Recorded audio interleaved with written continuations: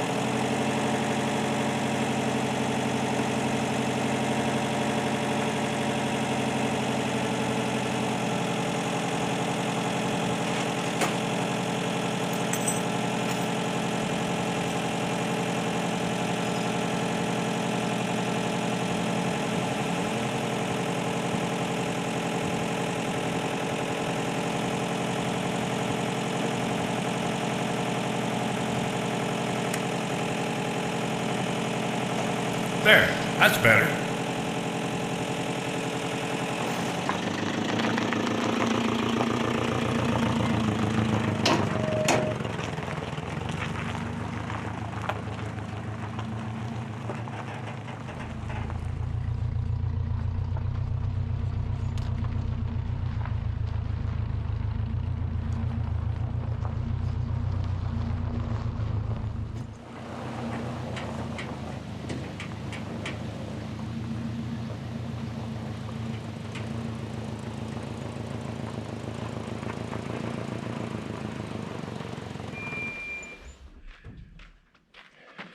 This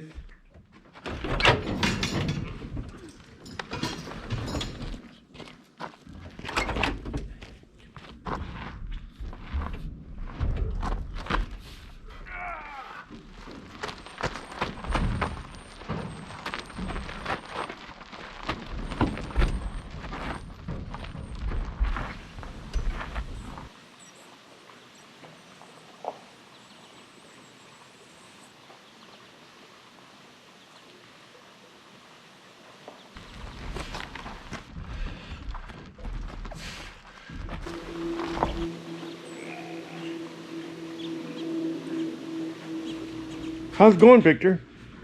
Okay. You have a good dinner? Yeah. Yeah. Wonderful. Life went is hard to beat. Yep. This engine, had some people ask me if I was going to upgrade the engine or freshen it up or whatever. Well, this is a fresh engine. This engine probably has about maybe 2,500 miles on it since the rebuild. Now I'm going to break it off the transmission and replace the seals, you know, while I'm here. I mean, why not? And now, story time with Uncle Waylon. But anyway, like everything, this transmission's got a story. That old truck had a 4-speed in it. And every year we'd head to California, and every year that throwout bearing would bind up on the sleeve on the input shaft on the transmission. And you go to push the clutch in, and sometimes you couldn't push it in, sometimes you push it in and would snap that ball off that mounts on the frame, or your lever goes over, your clutch lever goes from the frame to the bell housing, would snap that thing off just because of the pressure on it, because it wouldn't, I don't know if something was misaligned or what, I don't know what happened, but always that throwout bearing and would bind up sooner or later. And we swapped it out, made everything new, and you know, all that. But one time it happened, I got into California, I guess the first time it happened, and snapped that ball off. And I had a young guy with me, he's 18 years old, never been away from home, never been out of the state. First he'd been, I guess, was Seattle, and he, I went and asked, I knew he spoke for a while, and I went and asked him if it's okay if he went with me and worked down there, and they go, yeah, we trust him with you. And well, he was scared to death. Never been away from home. Here we are 1,000 miles and broke down because the clutch went to the floor and didn't come back up, and he was pretty nervous. And I coasted into a parking lot and I crawled underneath there and I said, Jason, give me one of those clamps that comes off that canopy back there, holding that canopy on back there.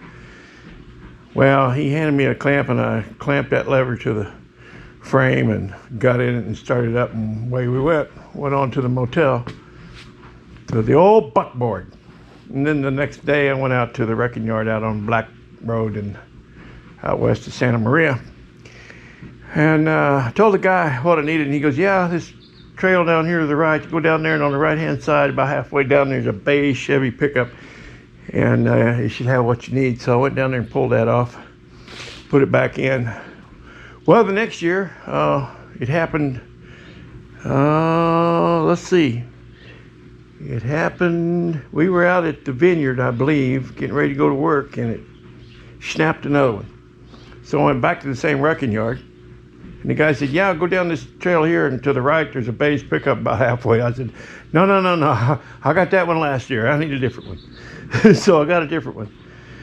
And then the next year, we were on our way home, me and Mike Reed and Blair, and I think we were in Northern California, maybe somewhere, and that clutch went to the floor and stayed on the floor, and we didn't even say anything. Everybody just looked at each other and shrugged their shoulders, and just no big deal. You know, it had just become common practice, normal. You just turn it off and put it in granny low and start it in gear, and then just shift it without the clutch, and we drove it all the way home that way. Not a problem. So yeah, I'll show you something about that. We are at the old Chevy, and so the last time that clutch went to the floor was the last time. The last time was the last time. If you'll take a look right there, it's still there. It's still on the floor, and that's a wonderful memory. So I just leave it there. And after that last time, we may have, well, now I don't know if we repaired it or not, but anyway, a guy that worked with me at the time, Mike Reed, he's the same guy that told me that lifter was sticky in the Impala, and I should have listened to him and went and got another set. But anyway, he was working, and I had to go to California on a business trip. I had to fly down and look at some work, either follow up some work we'd done or to book some more work. But I flew out of Wenatchee, and I don't remember where I was going, San Jose, Fresno, I don't know, but I was gone a few days. And Mike liked to spend my money, you know, he had no problem with it, and I didn't either, really. We were making pretty good money in the grapes, doing 100, 200 acre grape jobs. It was pretty decent. So, yeah, while I was gone, he got into it. And when I came home, this thing had a Turbo 400 in it. And you can't see it. It had a Turbo 400 and a Hurst slapstick shifter. And it's been there, I don't know how long now, 30 years, probably, maybe more. And that old shifter works just as good as it did the day I put it in. I see no need to change it out. So yeah, that's the story about the why that engine has a Turbo 400 on it.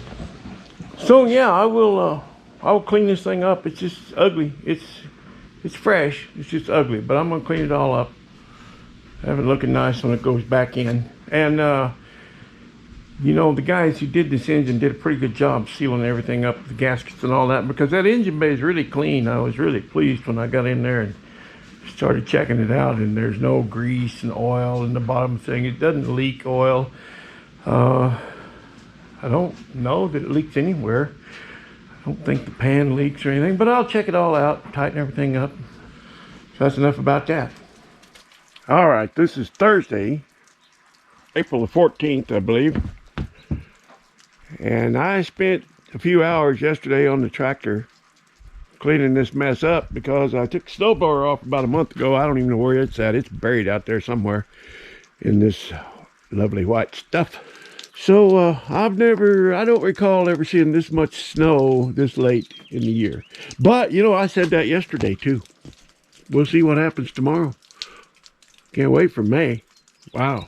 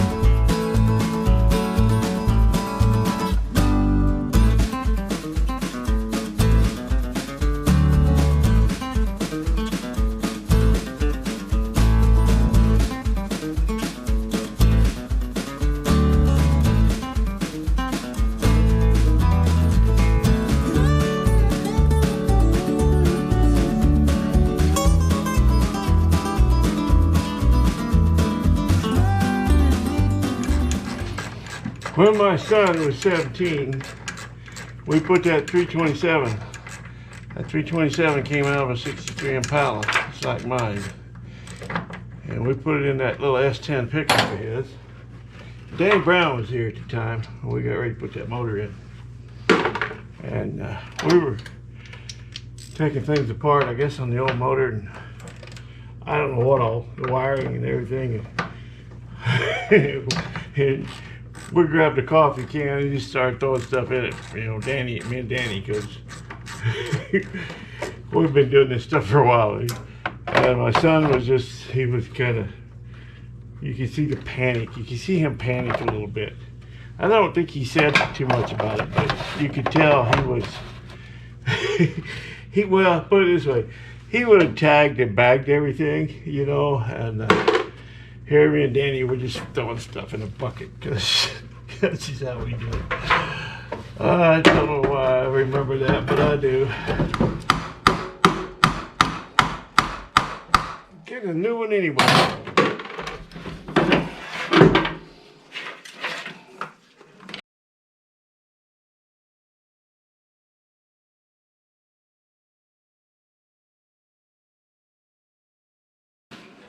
Well, I'm gonna take these hoses off. I'm gonna loosen this up and put it away from the cab so I can get in there and clean that up. I'm gonna start washing this thing down. A lot of it is smoke, just smoke damage. So I'm gonna see how much will come off and how much I gotta sand down.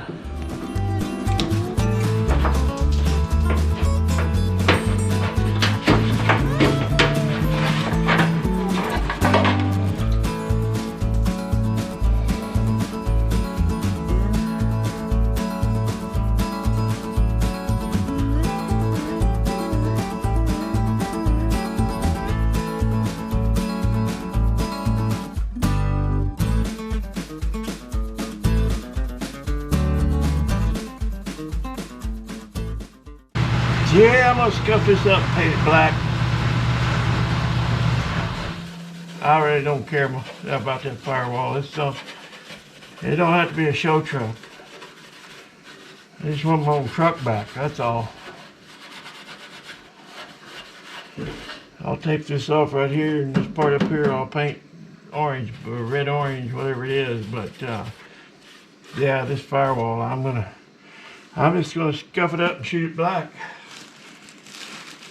Yep, that's what I'm going to do. Right or wrong, that's what's going to happen. No place in this thing that's real comfortable. I'm just going to sit down here on the cross member, I guess. Harlan told me to take her down to bare metal and paint it with pour 15. And that's what I'm going to do. If it's good enough for him, it's good enough for me.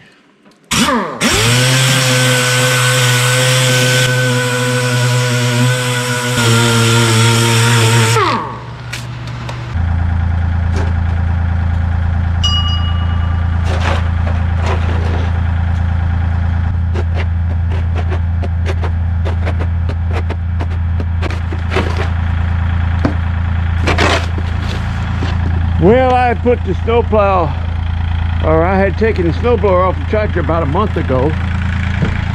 You know, because, well, it was all over, you know.